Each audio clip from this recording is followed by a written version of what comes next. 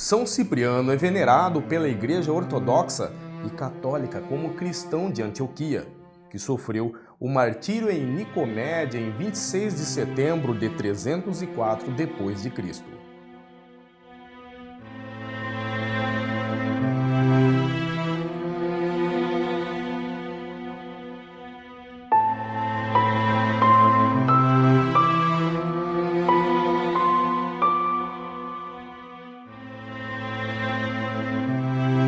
A lenda de Cipriano de Antioquia, o mago, confunde-se com Cipriano de Cartago, santificado pela Igreja Católica.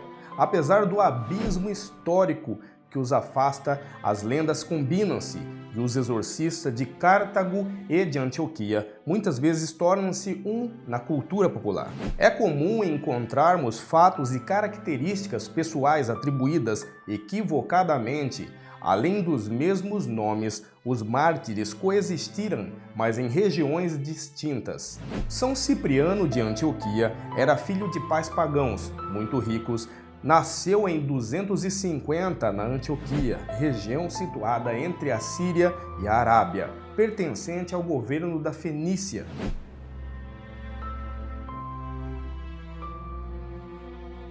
Desde a infância, Cipriano foi induzido aos estudos da feitiçaria, das ciências ocultas, como a alquimia, a astrologia, a adivinhação e as diversas modalidades da magia.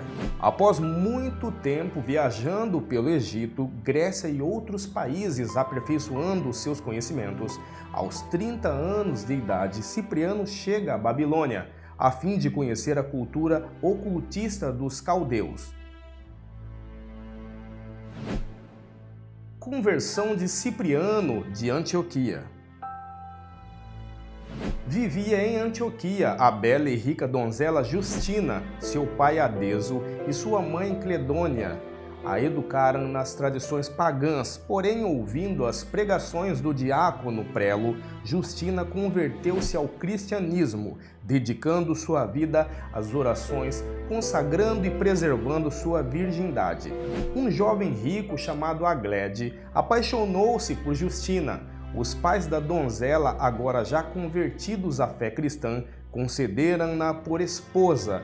Porém, Justina não aceitou casar-se com Aglede.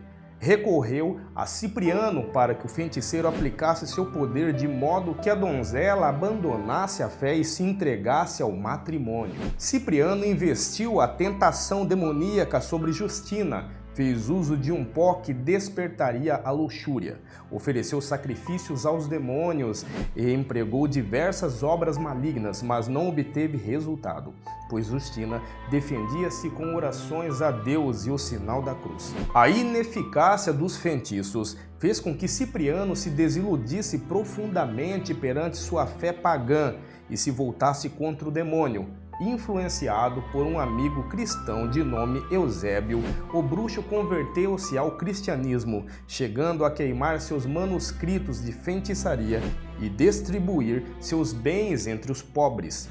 As notícias da conversão e das obras cristãs de Cipriano e Justina chegaram até o imperador romano Diocleciano, que se encontrava na Nicomédia.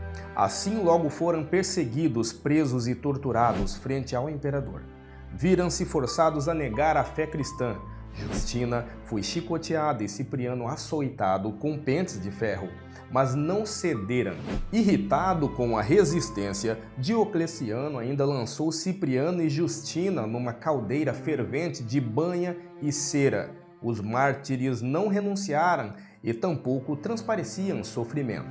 O feiticeiro Atanásio, que havia sido discípulo de Cipriano, julgou que as torturas não surtiam efeito devido a alguns sortilégios lançados por seu ex-mestre. Na tentativa de desafiar Cipriano e elevar a própria moral, Atanásio invocou os demônios e atirou-se na caldeira. Seu corpo foi dizimado pelo calor em poucos segundos. Após este fato, o imperador Diocleciano finalmente ordenou a morte de Justina e Cipriano. No dia 26 de setembro de 304, os mártires e um outro cristão de nome Teotiso foram decapitados às margens do rio Galo, na Nicomédia. Os corpos ficaram expostos por 6 dias, até que um grupo de cristãos recolheu e os levaram para Roma, ficando sob os cuidados de uma senhora chamada Rufina. Já no Império de Constantino, os restos mortais foram enviados para a Basílica de São João de Latrão.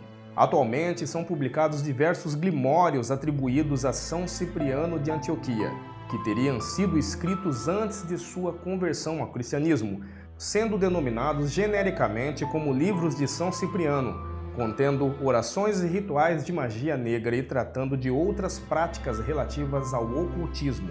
Embora o livro se coloque como escrito por São Cipriano, o livro real apareceu séculos após sua morte e não poderia ter sido escrito por ele. Na verdade, a primeira edição conhecida saiu em 1846, sendo, portanto, um livro pseudoepigráfico. O livro de capa preta é dividido em 10 partes e considerada a única das obras que continha oração da cabra preta milagrosa. O livro leva consigo poderes ocultos no pensamento obtidos por centenas de viagens feitas por todo o mundo e pelos rituais de estilo mago. Inclusive, em certa época de sua vida, obteve algum estilo e ensinamento da famosa bruxa de Évora, com o qual aprendeu magia negra. Isso despertou o interesse de personalidades de grande riqueza, o que lhe possibilitou tornar-se dono delas e de uma fortuna inestimável. Após a morte de Évora, Cipriano apoderou-se dos manuscritos da jovem bruxa e da comida da despensa dela, com as quais pôde invocar a presença do diabo. No Brasil, apesar de ser frequentemente associado às religiões afro-brasileiras, nada tem a ver com nenhuma delas, já que a herança popularizada na Europa do século XIX, publicado no Brasil de maneira indiscriminada por vários editores, se tornou um almanaque ocultista de fácil acesso que se diluiu na crendice popular. O que você achou sobre este tema? Deixe sua opinião aí nos comentários. Fatos Revelados vai ficando por aqui. Um grande abraço e até um próximo vídeo.